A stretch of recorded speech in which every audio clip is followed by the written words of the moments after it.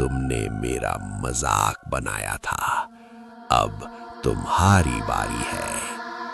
अगली सुबह राजू भी गायब था। एक छोटा सा गांव था, शामपुर। दिन में बिल्कुल शांत, साधारण, लेकिन रात होते ही इस गांव का माहौल बदल जाता था। गांव के किनारे एक पुराना बरगद का पेड़ था, जिसके बारे में कहा जाता था कि वहां एक चुड़ैल रहती है। लोग कहते थे वो पैरों से नहीं, हाथों के बल चलती है। गांव के 4 दोस्त राजू, इम्तियाज, बप्पा और सोनू इन बातों को सिर्फ अंधविश्वास समझते थे। एक शाम चाय की दुकान पर बैठे बैठे राजू हंसते हुए बोला, आज रात चलते हैं बरगद के पेड़ के पास, देखते हैं कौन सी चुड़ैल आती है। सब जोर से हंस पड़े। इम्तियाज बोला, जो डरेगा वो सबको समोसा खिलाएगा। रात के 11 बजे चारों टॉर्च लेकर निकल पड़े। रास्ता सुनसान था, हवा बिल्कुल बंद, सिर्फ उनके कदमों की आहट। जैसे ही घड़ी ने 12 बजाए, अचानक हवा बर्फ जैसी ठंडी हो गई। टॉर्च की रोशनी कांपने लगी। बरगद के पेड़ के पास पहुंचते ही उन्होंने मिट्टी पर अजीब निशान देखे, जैसे कोई हाथों के बल चला हो।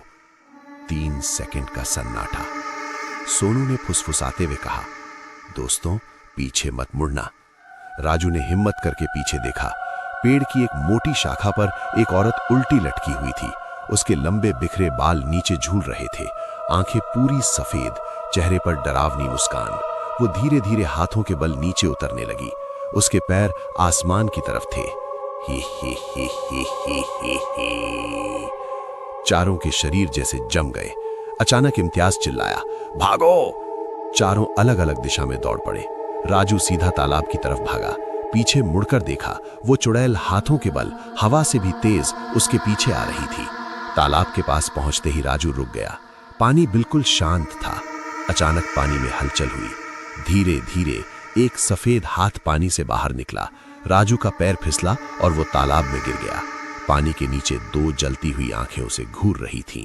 वो चिल्लाना चाहता था, लेकिन उसकी आवाज जैसे बंद हो गई। 3 सेकंड का सन्नाटा। सुबह गांव वालों को राजू तालाब किनारे बेहोश मिला, लेकिन बाकी 3 दोस्त कहीं नहीं मिले।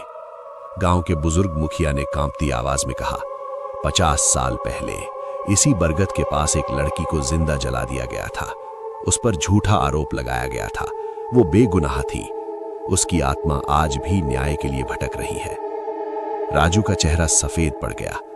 उस रात राजू अपने कमरे में अकेला था। घड़ी ने 12 बजाए, खिड़की अपने आप खुल गई। हवा तेज चलने लगी। दीवार पर एक लंबी परछाई दिखाई दी। राजू ने धीरे धीरे पीछे मुड़कर देखा। अचानक तेज साउंड इफेक्ट। वही चुड़ैल इस बार सीधी खड़ी थी। उसकी गर्दन धीरे धीरे घूमी और उसने फुसफुसाकर कहा, तुमने मेरा मजाक बनाया था, अब तुम्हारी बारी है। अगली सुबह राजू भी गायब था। उसके कमरे की दीवार पर खून से लिखा था, न्याय मिलने तक मैं लौटती रहूंगी। 5 सेकंड का सन्नाटा। आज भी शामपुर गांव में हर अमावस्या की रात बरगद के पेड़ के पास हाथों के निशान मिलते हैं। और लोग कहते हैं, अगर आप रात 12 बजे अकेले चल रहे हो और पीछे से हाथों के घिसटने की आवाज आए, तो भूल कर भी पीछे मत मुड़ना, क्योंकि शायद वो उल्टे पैरों वाली चुड़ैल आपके ठीक पीछे हो।